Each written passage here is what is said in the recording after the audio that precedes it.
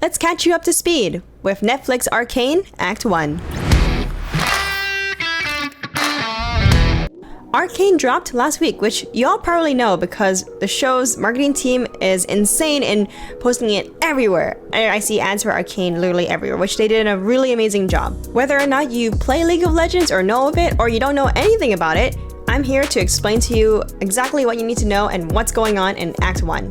And I'll be doing this for every act that is released. And to be honest, I'm not sure how long this video is going to be. There is a lot to go over and I don't want to bore you guys, so I'll try to keep it quick, condensed, and to the point. Arcane easily became a really huge success over the weekend with its amazing animation, story, lore, voice acting. Everything was just really, really beautiful. And honestly, a lot of people who haven't played League of Legends are now suddenly wanting to play League of Legends and wanting to play Jinx or Vi or Jace, which is honestly really nice to see. This is Riot's first audible and visual representation of the League of Legends lore, so there is a lot to cover. A lot of characters' backstory has been retconned, some are kept true to the lore, but honestly, I think in the first act, the only one that has been truly retconned is probably Jace or Singed, which I will be explaining in a bit. There are a lot of characters who are in the game or some that are only in the show, and people may not know who they are, so I'm going to explain that as well.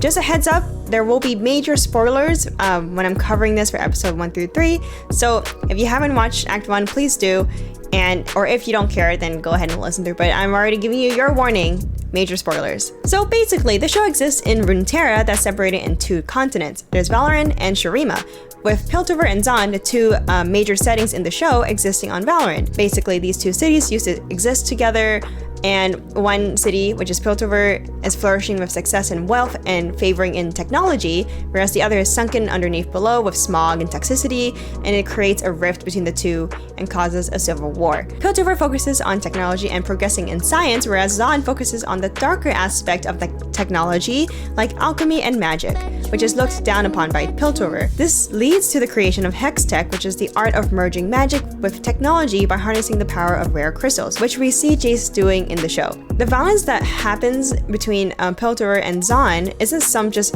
background subplot. In the first scene of episode 1, Vi and her sister finds the corpses of her parents in the wreckage of a violent clash between the 2 cities, and it's a really sad scene that sets the tone for the next few episodes.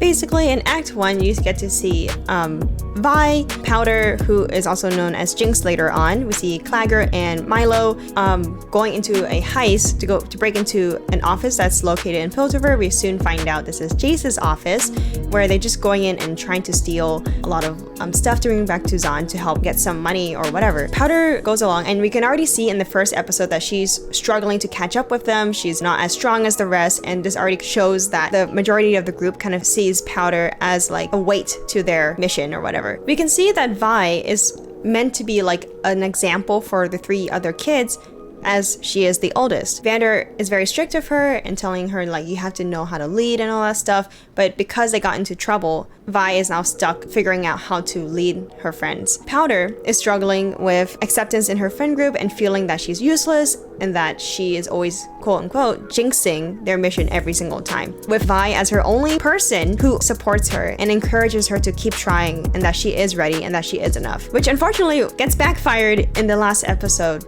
because Vi tells her to not go with them to rescue Vander because she is not ready. This creates a really huge confusion and stress for Powder, and she starts to go insane. But having seen that she still has the Hextech crystals, she feels that she still has a chance to prove that she is ready and that she can help her friends and her family. In episode 2, we can clearly see that it's not just a show focusing on Vi and Jinx or Powder. It clearly focuses on magic and a science that happens that connects the 2 cities together, as well as the development of Powder's background story. And it builds a bit of a type of high fantasy political drama that has cops, robbers, and crime thriller, and ultimately builds a climax that is intense and very horrifying. Jace goes into Hextech because in his earlier life, him and his mother are rescued by a mage who uses a form of crystal to teleport him out of a blizzard into a nice, safe area, which is why he believes in the good of magic. Victor partners up with Jace because he also believes in that vision as well. Heimerdinger, who is the only Yordo we've seen so far in the show, have seen magic being used before and leading to catastrophic events, which is why he was against Jace's belief from the get-go. Vander keeps Zahn and Piltover at bay and tries his best not to cause a rift between the two. And then we have Silko, who is seen as the main antagonist. He used to be very close to Vander, but was betrayed by his own brother, and his motivation is to go to war with Piltover with Singe's new concoction called Shimmer, which turns the drinker into a beefier version of themselves, more animalistic. Essentially, he wants Zahn to rule instead of Piltover. We also have Echo, or I guess Baby Echo. His story isn't as fleshed out so far, but all we see, the main thing in Act 1 is that he sold some stuff to Jace. He follows him home, finds his apartment, and decides to tell that information to Vi and her friends to go and loot his apartment. That's basically it, but hopefully we'll see more in Act 2. In episode 3 of Arcane, this was the most heart-wrenching finale to Netflix exclusive animated series first act. We see a lot of fight scenes where Vi and their family try to rescue Vander, their father figure, and leaving Jinx behind because she's just not ready or is too young. This creates a really sad type of moment for Jinx, or for Powder, where she feels like she's left behind and not accepted, even though Vi's been telling her that she is ready. Episode 3 really ties everything together. For example, Jace's trial ends with him getting expelled from the academy, but in return, he does gain a partner, Victor, to support him in his Hextech dream and research. In addition, Victor also stopped Jace from ending his life. That was like really intense and really honestly sweet. And that's new. That was like not something in Jace's lore before. Back in the lanes, which is another area in Zahn, we see Vander getting attacked by Silko and his men and then captured to try and lure Vi and all the kids over to kill them all. And it was probably one of the most like gruesome scenes. Like, a lot of anime shows don't tend to show a lot of blood, but this scene, like, a lot of people died. We see Benzo dying, who Echo was working for. We see some of the Piltover enforcers dead, including the main enforcer, which kind of sucked. And then we see Vander getting hurt, which a lot of people thought he died, but he was actually fine, just being used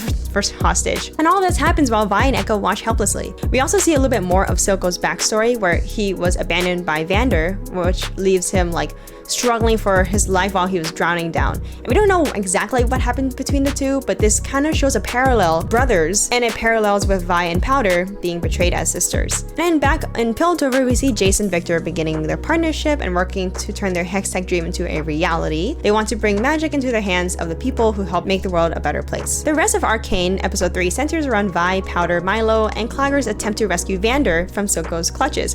This is where things get a little dark. I don't think anybody was prepared for what happened next. When they tried to rescue Vander, they also made a decision to put their lives on the line. And in order to buy time for Milo to open Vander's shackles and Clagger to figure out a way to exit, we get to see Vi use Vander's iron gauntlets to fight Silko and his men, which is really cool. I mean, that's what Vi is known for in League of Legends, is her 2 gauntlets. Although this is not her main ones that she used, this is like basically the prototype. Although Vi did a really great job fighting against majority of Silko's men, she eventually loses to the juiced up guy, one of the main henchmen who uses the concoction called Shimmer. Vander decides to fight him because he is the strongest in their group and confronts Silko, and they have an epic standoff before Silko stabs Vander. This is where we also see a flashback of the two being betrayed. It's the same parallel scene, which is really cool because now we're very invested in their story and hoping that we might learn more from in Act 2. Even with Silko stabbing Vander, he maintains a chokehold on Silko out of desperation to take him down with him. He falls into a pile of the same potion that's been turning people into muscular freaks. This is where Powder was told by Vi to sit this dangerous heist out. It takes control of the narrative. It's been made pretty clear early in the show that Powder has issues with her mental health and that are possibly fueled by her abandonment issues and anxious attachment towards Vi. We don't see too much of it before episode 3, but she shows some symptoms of psychosis during the bedroom scene where she was talking to herself and having hallucinations and intense agitation manifested through physical destructiveness, which I really think that Rai did a really great job in showing Powder's mental health and her impending descent without going to unnecessary detail. And I think the attention to detail of this scene was really good and did it justice. And that bedroom scene really set it up for the viewers to see a major turning point when she leaves to go help her family. Unfortunately, her using that unstable power in her explosive gadgets ultimately comes to the cost of Milo, Clagger, and Vander's lives. Basically, she triple killed. She got a triple kill.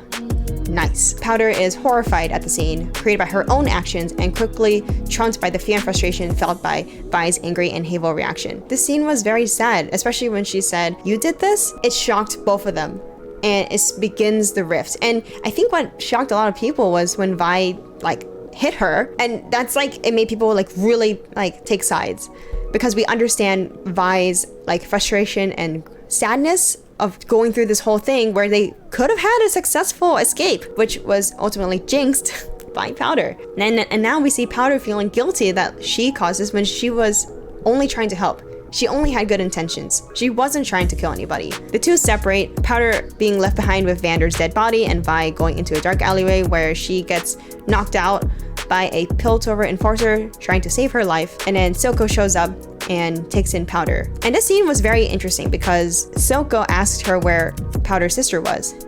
And Powder says that she has no sister, almost sparking like a connection with Silko where he felt like he lost his brother. It makes sense that Powder would be taken under Silko's wing, and it was so tasteful and added to a satisfying buildup of conclusion. Act 2 is out by now, and who knows where it will take to the next chapter of the Arcane story. All I know is that it will not disappoint, and it's gonna get really, really deep and really, really dark.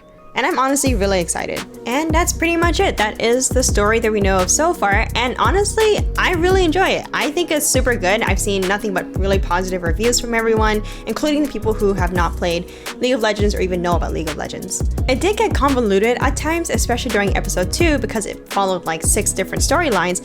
But all in all, I think it was very clear and very good to the point. I'm really excited that the series is finally expanding on the League of Legends lore, and especially on Vi and Jinx.